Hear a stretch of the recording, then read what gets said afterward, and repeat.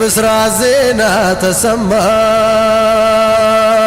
የብስራት ዜና ብስራት ዜና ተሰማ የብስራት ዜና ተሰማ ሰማያት ምድሩ ደመቀ በአብሮነታችን ብርሃን አድማሱ አንጸባረቀ በአዲስ ምዕራፍ ጉዞ በአንድነት ታሪክ ልንሰራ እጅ ለእጅ ተያይዘን ቆመናል ዛሬም በጋራ የብስራት ዜና ተሰማ ሰማያት ምድሩ ደመቀ